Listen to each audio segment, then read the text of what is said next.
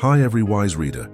Welcome to the next video from Read Wiser, a YouTube channel dedicated to helping you improve yourself through books.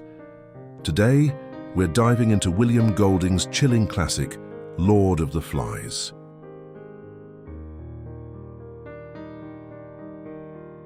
Imagine being stranded on a tropical paradise. No adults, no rules, total freedom. Sounds idyllic, right? But what if that paradise quickly became a nightmare? What if the real danger wasn't sharks or starvation, but the darkness lurking within ourselves? This is the terrifying question Golding forces us to confront. Lord of the Flies isn't just an adventure story, it's a stark exploration of human nature, suggesting that the structures of society are the only things keeping our savage instincts at bay. Let's explore how quickly civilization can crumble.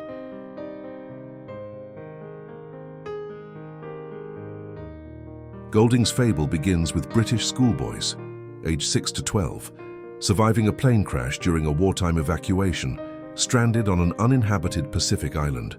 It seems like a perfect place, abundant fruit, fresh water, gentle climate. They initially attempt to replicate the society they knew, electing a leader, establishing rules, and prioritizing rescue. Ralph, the elected chief, represents order and the hope for rescue symbolized by the conch shell used for assemblies.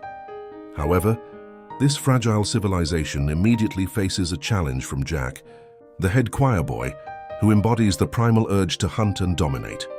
The story traces their rapid descent as fear, superstition, and the lust for power erode their attempts at order.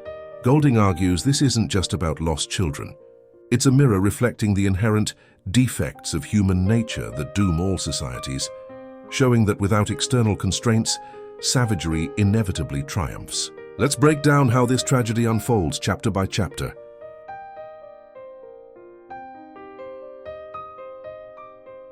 The story begins with Ralph meeting Piggy.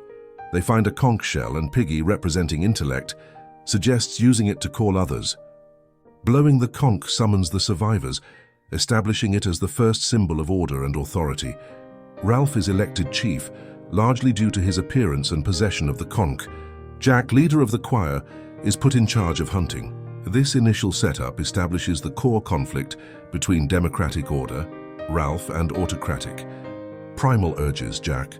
During an exploration, Jack confronts a trapped piglet, but hesitates, unable to make the kill. This moment reveals the lingering influence of civilization's rules, but Jack's vow of no mercy next time foreshadows the violence to come. This first chapter shows the boys trying to build society, but the seeds of its destruction are already sown.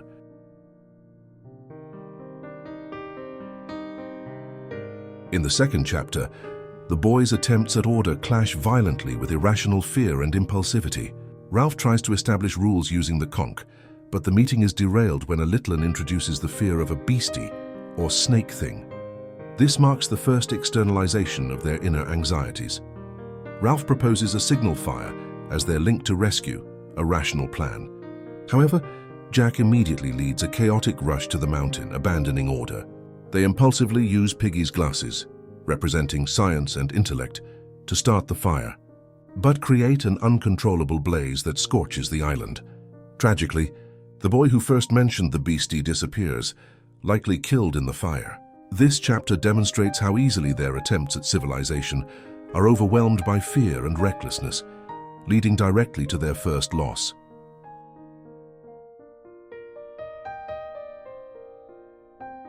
Chapter 3 deepens the divide between Ralph and Jack. Ralph, focused on community and long-term survival, struggles with Simon to build shelters, symbols of home and security against mounting fear. However, the other boys shirk responsibility, preferring play. Meanwhile, Jack becomes consumed by the hunt, depicted animalistically, driven by a compulsion to track down and kill. The conflict escalates as Ralph confronts Jack about neglecting the shelters for hunting. Jack represents immediate primal gratification versus Ralph's societal planning. Interestingly, Jack admits feeling hunted himself in the forest, showing fear isn't limited to the younger boys. Amidst this growing tension, Simon seeks solace alone in a hidden clearing filled with candlebuds, highlighting his unique, peaceful connection to the island, separate from the others' conflict.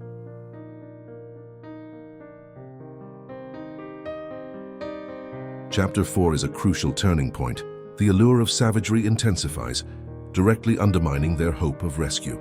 We see Roger testing boundaries, throwing stones near Henry but constrained by the taboo of the old life. Jack makes a startling discovery. Painting his face with clay creates a mask, transforming him into an awesome stranger and liberating him from shame and self-consciousness. This mask allows him to finally kill a pig.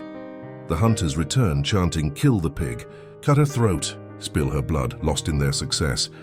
But their obsession had fatal consequences. Ralph had spotted a ship, but the hunters let the signal fire die. The chance of rescue is lost. The ensuing confrontation is fierce. Jack strikes Piggy, breaking his glasses, symbolically damaging intellect. He then offers a calculated apology, manipulating the group and isolating Ralph. The mask and the hunt prove more powerful than the fire and rescue.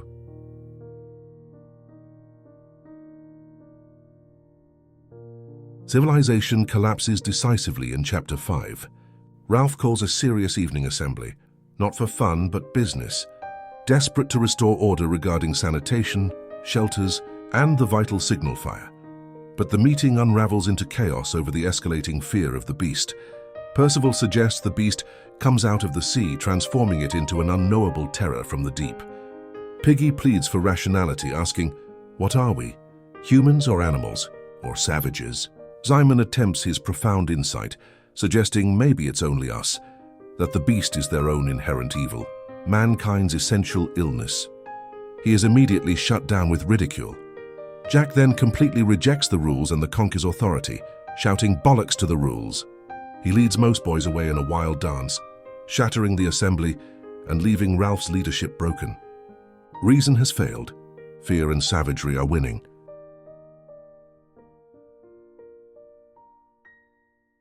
Chapter 6 brings terrifying proof of the beast, solidifying fear's grip. Ironically, a sign came down from the world of grown-ups. A dead parachutist, casualty of the adult war, lands on the mountaintop. The wind animates the corpse, making it seem alive. Samneric, tending the fire, mistake the figure for the beast, fleeing in terror and giving a horrifying description of claws, teeth, and wings. This seemingly confirms everyone's worst fears. The confirmation fuels Jack's power as protector and hunter, leading to an expedition to find the beast's lair. They explore the last uncharted area, Castle Rock, a natural stone fortress. Ralph reluctantly explores it first, but Jack is captivated, seeing it as a wizard fort.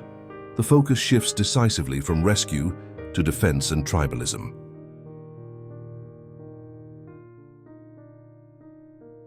In Chapter 7, even Ralph feels the pull of the hunt's primal thrill.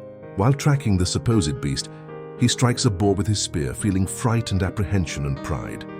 He boasts, "I wounded him," finally understanding Jack's obsession. This excitement spills over into a ritualistic mock hunt, with Robert playing the pig. The game turns frighteningly real as the boys chant, "Kill the pig! Cut his throat!" Ralph himself gets caught up, feeling an overmastering desire to squeeze and hurt, revealing the savage potential within him. Later, goaded by Jack, Ralph agrees to climb the mountain at dusk to face the beast. He, Jack, and Roger see the dead parachutist silhouetted against the dark sky, mistaking its wind-filled movements for a living creature. Paralyzed by terror, they flee, convinced the beast is real and terrifying.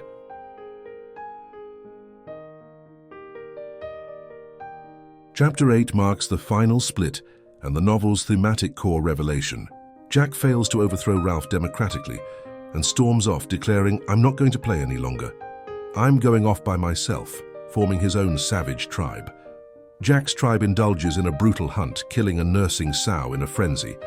They then perform a ritual, cutting off the sow's head and mounting it on a stick sharpened at both ends as a gift for the darkness, an offering to the beast. Simon, hidden in his clearing, witnesses this horrific act. The severed head, swarming with flies, becomes the Lord of the Flies. In a terrifying hallucination, the head speaks to Simon, confirming his deepest fear. The beast isn't external. It sneers, "Fancy thinking the beast was something you could hunt and kill. I'm part of you. Close, close, close. I'm the reason why it's no go." The beast is the inherent evil within them.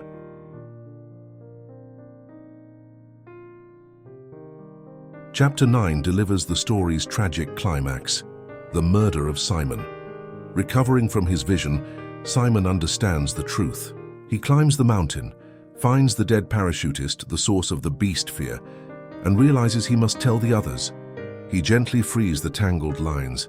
Meanwhile, Jack holds a feast, luring even Ralph and Piggy with the promise of meat. As a terrifying thunderstorm descends, Jack whips the boys into a frenzied ritual dance, chanting, "Kill the beast, cut his throat, spill his blood." Caught in this primal hysteria, fueled by the storm and fear, the boys see a figure stumbling out of the forest, Simon trying to tell them about the dead man on a hill. Blinded by their ritual madness, they perceive Simon as the beast itself. Tragically, they descend upon him, screamed, struck, bit, tore, until he is dead. They have killed the only one who knew the truth, sacrificing innocence and reason to their inner darkness. As if in response, the wind carries the dead parachutist away, erasing the false beast.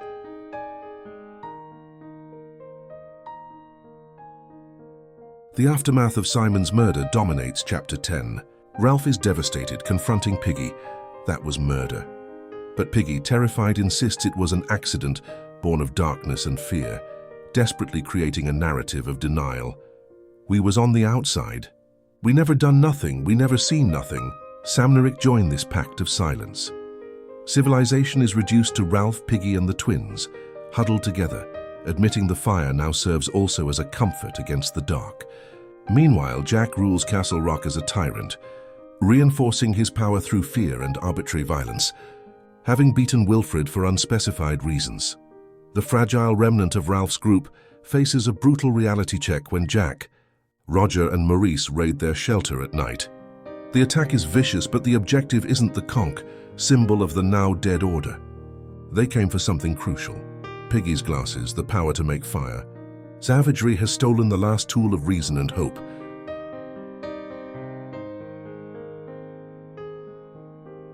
Chapter 11 marks the final brutal confrontation. Ralph, Piggy, and the twins go to Castle Rock, attempting a last stand for reason. Piggy, blind but resolute, carries the conch, planning to demand his glasses back. Ralph intends to appeal to their sense of order. Their arrival is met with hostility. Jack orders Samneric captured and tied up. Ralph and Jack fight fiercely. Amidst the chaos, Piggy makes his final plea, holding the conch aloft. "Which is better, to be a pack of painted Indians like you are, or to be sensible like Ralph is? Which is better, to have rules and agree, or to hunt and kill?" The answer comes from Roger. High above, he deliberately levers a massive boulder. It strikes Piggy, smashing the conch into 1,000 white fragments and hurling Piggy 40 feet down onto the rocks below, killing him instantly. With intellect, Piggy, and law, the conch obliterated simultaneously, Jack screams, "I'm chief!" and hurls his spear at Ralph. The tribe surges forward, and Ralph flees for his life, now completely alone.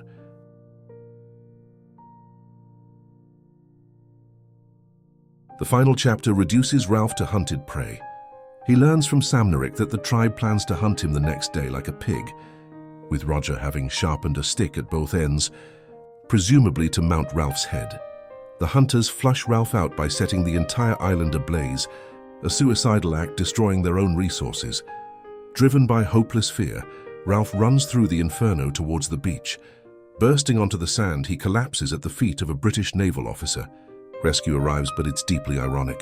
The officer, seeing the smoke from their destructive fire, represents the adult world Ralph longed for.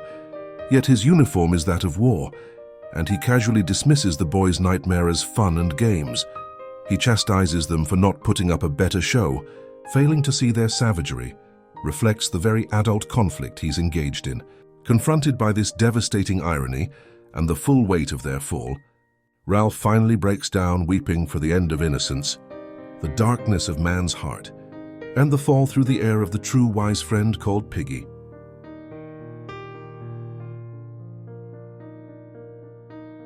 Lord of the Flies is a powerful, disturbing fable. Golding masterfully uses symbols, the conch representing fragile democracy, shattered by the rock of brute force.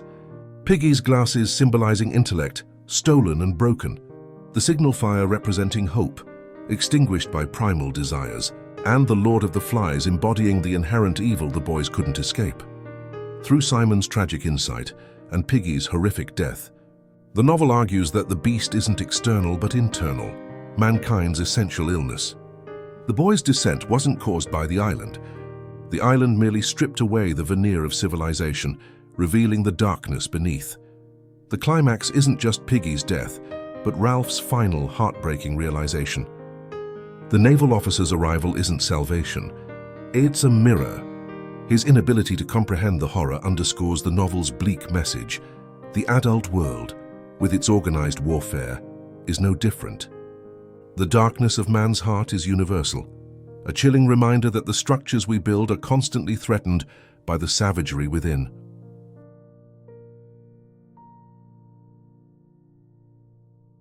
Golding's vision is bleak, but is it accurate? Does civilization merely suppress our true savage nature, or can we overcome it? What do you think Lord of the Flies teaches us about society, leadership, and ourselves? Let me know your thoughts in the comments below. If you found this analysis insightful, please give the video a thumbs up, subscribe to Read Wiser for more book summaries, and hit that notification bell. Thanks for watching.